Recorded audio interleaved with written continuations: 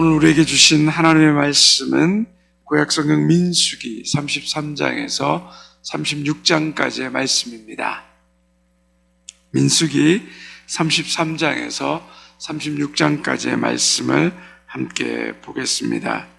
민수기 33장은 출애굽해서 광야의 그 모압까지의 긴 여정을 기록하고 있습니다. 우리 1절과 2절의 말씀을 같이 함께 읽겠습니다. 모세와 아론의 인도로 대오를 갖추어 애굽을 떠난 이스라엘 자손들의 노정은 이러하니라. 모세가 여호와의 명령대로 그 노정을 따라 그들이 행진한 것을 기록하였으니 그들이 행진한 대로의 노정은 이러하니라. 3절 이하에서부터 보면 애굽에서부터 출애굽해서 이 모압 광야까지 가나안 여정까지의 그 출발지들을 기록했습니다. 모든 장소에 공통점이 있습니다. 그것은 바로 하나님의 신실하심과 인도하심입니다. 그러나 이스라엘 백성들은 그 하나님의 신실하심, 그 인도하심에 대한 온전한 신뢰를 가지지 못함으로 말미암아 그 장소마다 불평이 있었고 원망이 있었고 때로는 그 죄악으로 하나님의 인도하심을 거부하는 일들이 있었습니다. 돌아보면 우리의 인생도 어떻습니까? 우리의 인생도 모든 우리 인생의 여정에 하나님의 인도하심, 선하심, 인자하심이 가득합니다.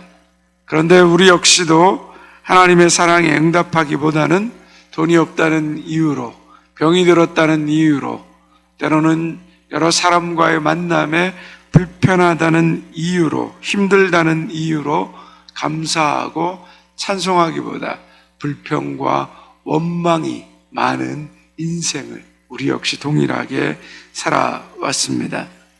앞으로 우리 인생을 돌아볼 때 우리의 삶이 어떤 모습으로 우리가 하나님 앞에 서 있기를 원하십니까? 여전히 불평과 원망으로 우리의 남은 인생이 그렇게 하나님 앞에 나타나고 보여지기를 원하십니까? 아니면 우리가 감사와 찬송의 삶으로 하나님 앞에 나타나기를 원하십니까? 우리가 어떻게 해야 이 불평과 원망의 삶을 끊어내고 감사와 찬송의 삶으로 나아갈 수 있을까요? 이것은 그냥 저절로 되어지는 것은 아닙니다. 우리가 끊임없이 우리의 삶에서 훈련해야 되는 것입니다. 그 훈련의 과정에서 가장 중요한 것은 무엇입니까? 우리 인생에 하나님이 베풀어 주신 은혜와 사랑, 그 선하심과 인자하심을 기억하는 것입니다. 내 삶이 하나님의 모든 은혜로 채워졌다는 것을 우리의 마음에 중심 깊이 날마다 고백하는 것입니다. 지금 내 삶은 내가 보기에 부족하고 내가 보기에 연약하고 내가 보기에 여러 가지 아쉬움과 안타까움이 많다라는 생각이 들지라도 그 지금의 내 삶을 여기까지 인도하신 분이 하나님이시고 내 삶에는 하나님의 모든 사랑이 담겨져 있다는 것을 기억하는 것, 그 하나님의 은혜 가운데 내가 여기 있다는 것을 잊지 않는 것, 그것이 바로 우리의 삶을 감사의 삶으로, 찬송의 삶으로 바꿔가는 것입니다. 원망과 불평은 내버려두면 계속해서 생겨나는 것입니다. 끊임없이 우리의 삶에서 끊어지지 않는 것입니다. 그래서 늘 의식하고 생각하고 원망과 불평이 올라올 때마다 하나님의 은혜로 되어진 인생, 하나님 앞에서 하나님의 인도하심, 선하심이 내 인생에 있다라는 그 감사의 고백을 가지게 될 때 우리의 삶에는 하나님에 대한 감사와 찬송이 일어나게 될 것입니다. 34장입니다. 1절에서 15절까지 보면 가나안 땅의 사방 경계에 대해서, 16절에서 29절까지 각 지파의 기업분할 책임자에 대해서 말씀하십니다. 우리 2절 말씀을 함께 같이 읽겠습니다. 너는 이스라엘 자손에게 명령하여 그들에게 이르라. 너희가 가나안 땅에 들어갈 때 그 땅은 너희 기업이 되리니 곧 가나안 사방 지경이라. 3절 이하부터 구체적으로 약속의 땅의 경계에 대해서 말씀합니다. 이 약속의 땅에 대한 설명은 창세기 15장에서부터 하나님께서 아브라함에게 말씀하셨습니다. 이 땅에 사는 사람이 누구인지, 그 경계는 어디인지에 대해서 설명하셨습니다. 출애굽기에서는 어느 족속이 사는 땅이라는 것을 간단하게 설명하고 아브라함과 이삭과 야곱에게 주신 땅이라는 것을 부각해서 설명하셨습니다. 이제 민수기 34장에서는 아주 자세한 지명들을 일일이 열거하면서 설명하십니다. 하나님께서는 우리 인생에 필요한 때 필요한 설명을 해 주십니다. 이제 약속의 땅에 들어가서 얻어야 할 땅이 어디인지 분명하게 알아야 하기 때문에 분명하고 구체적이고 아주 자세하게 설명하십니다. 하나님이 설명하신 만큼 듣는 그 마음을 가지는 것이 필요하다는 생각이 듭니다. 너무 앞서서 모든 것을 알려고 하는 것도 우리에게 유익하지 않습니다.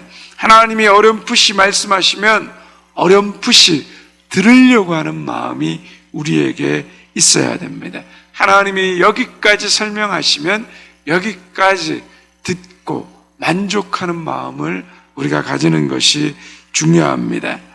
하나님께서 우리에게 반드시 필요하다면 그 필요한 상황에 대한 것들을 구체적이고 자세하게 말씀하시고 가르치신다는 것을 믿는 것, 그것이 우리의 믿음이 되어야 하는 것입니다. 하나님께서 우리 개인과 교회에게 구체적으로 주시는 가이드라인, 그리고 하나님이 내게 분명하게 필요한 때 필요한 것을 말씀해 주신다는 것을 믿는 마음, 그리고 여기까지 설명하시는 것에 대해서 만족할 수 있는 마음, 그것이 우리에게 필요한 것입니다. 너무 모든 것을 그때 다 하려고 하다 보면 우리 마음 가운데 또 우리 생각 가운데 미처 알지 못하고 우리가 너무 지나친 욕심을 가지고 하나님 앞에 나아갈 수 있게 되는 것입니다. 땅의 경계의 설명을 통하여서 하나님이 말씀하시는 것만큼 듣겠다는 마음, 또 하나님이 말씀하시는 것만큼 순종하겠다는 마음, 이것이 우리의 믿음의 모습이 되어야 되리라 믿습니다. 35장으로 넘어갑니다. 35장 1절에서 8절은 레위인에게 하나님께서 기업을 주라라고, 그리고 각 지파가 그것을 힘써서 함께 자신의 것을 나누어 주라라는 말씀을 하고 있습니다. 그리고 9절에서 21절은 도피성에 관해서 말씀하고 있습니다. 우리 11절과 12절의 말씀을 함께 같이 읽습니다. 너희를 위하여 성읍을 도피성으로 정하여 부지 중에 살인한 자가 그리로 피하게 하라. 이는 너희가 복수할 자에게서 도피하는 성을 삼아 살인자가 회중의 앞에 서서 판결을 받기까지 죽지 않게 하기 위함이니라. 도피성은 부지 중에, 즉 고의로 의도적이 아니라 어떤 상황에 의해서 실수로 일어난 살인을 한 사람들을 살리는 성을 말합니다. 이 도피성은 죽을 죄인, 죽을 수밖에 없는 죄인을 살리고자 하시는 하나님의 사랑입니다. 하나님의 뜻 안에서 죽이려고 했던 사람들을 도피해서 살도록 하시는 것입니다. 용서와 기다림, 하나님의 뜻 안에서 보호받는 것을 생각하도록 하는 것입니다. 보복하도록 하는 그 마음을 내려놓는 길은 하나님의 주권을 인정하는 것입니다. 아무리 부지 중에 살인했더라도 내 가족이 죽는 죽음에 대해서 그것은 반드시 보복하려고 하는 마음이 인간에게 있는 것입니다. 그러나 도피성을 통하여서 보복하려고 하는, 그 원수 갚으려고 하는 내 마음을 내려놓게 하는 것은, 내려놓을 수 있는 것은 이 도피성을 만드신 하나님의 주권을 인정하는 것입니다. 보복하려는 마음을 내려놓는 것은 이 도피성을 만드는 것으로부터 시작되는 것입니다. 내가 용서하기 힘든 사람을 위해서 내 마음에 하나님의 도피성을 두라는 것입니다. 지금은 도저히 용서할 수 없는 사람들을 내 마음의 도피성으로 도피하도록 하라는 겁니다. 도피성을 만드는 것이 바로 우리 마음의 용서의 시작임을 하나님이 말씀하는 겁니다. 도피성은 용서하려는 마음을 미리 준비시키시는 하나님의 뜻입니다. 내가 용서할 수 없는 사람을 용서하는 마음으로 준비하면서 그리스도의 십자가로 나아가는 것, 그 주님의 용서와 사랑으로 나아가려고 하는 삶이 바로 이 도피성을 준비하는 것입니다. 그래서 하나님께서 우리 마음 가운데 그 용서와 사랑을 늘 베푸셨고, 우리를 그렇게 용서하고 인내하셨던 것처럼 우리 마음에 도피성을 세우는 것이 바로 예수 그리스도의 용서와 사랑을 닮아가는 시작임을 우리로 하여금 깨닫게 하시는 것입니다. 36장으로 넘어가겠습니다. 조상의 기업을 지키려는 므낫세 지파의 모습이 나옵니다. 성경에서 말하는 기업은 땅입니다. 슬로보앗이 죽고 그에게 아들이 없었기 때문에 딸들이 기업을 잇게 됩니다.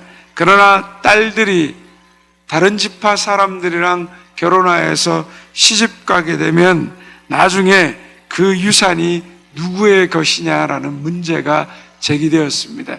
즉 아들이 없이 딸들이 다른 지파로 시집 가게 되면 나중에 그 땅의 소유가 그 남편에게 속하게 될 수 있다는 겁니다. 그러면 이 지파는 하나님께서 자신들에게 기업으로 준 땅을 영영 잃어버리게 되는 것입니다. 그래서 므낫세 지파 사람들은 자기 기업의 경계석이 옮겨지지 않기를 원했습니다. 하나님이 주신 땅을 소중하게 여겼다는 것입니다. 모세도 그들의 말이 옳다라고 하면서 슬로보앗의 딸들에게 자유롭게 시집 가되, 그러나 므낫세 지파 종족 안에서만 결혼하도록 허락했습니다. 이것은 바로 하나님께서 주신 기업, 그 하나님 나라를 소중히 여기는 마음입니다.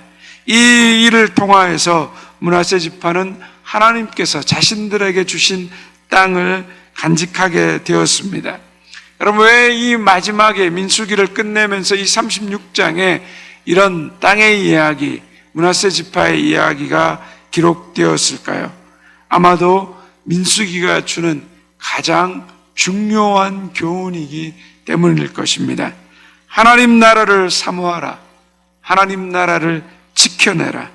약속의 땅 중심으로 사고하라라는 것입니다. 우리의 마음에 하나님 나라를 중심으로 하나님이 내게 주신 삶, 하나님이 내게 주신 은혜, 하나님이 내게 베푸신 그 일들에 대해서 내 마음대로, 내 생각대로, 내 편한 대로 살아가는 것이 아니라 내 모든 삶의 중심이 하나님 나라를 세워가시는 그 일에 집중하라는 겁니다. 내 삶의 모든 생각과 삶의 방법이 하나님 나라 중심으로 살아가고 있는가? 내가 하나님의 성전이 되어서 살아가고 있는가? 이것을 늘 기억하며 살아가라라고 하나님께서 우리에게 말씀하고 있는 것입니다. 우리의 마음에도 하나님 나라를 중심으로 우리의 삶과 행동을 생각하며 살아가는 그 마음이 가득하시기를 주님의 이름으로 축원드립니다. 이제 민수기 33장에서 36장까지의 말씀을 경청하겠습니다. 주의 말씀은 내 발의 등이요 내 길의 빛이십니다. 아멘.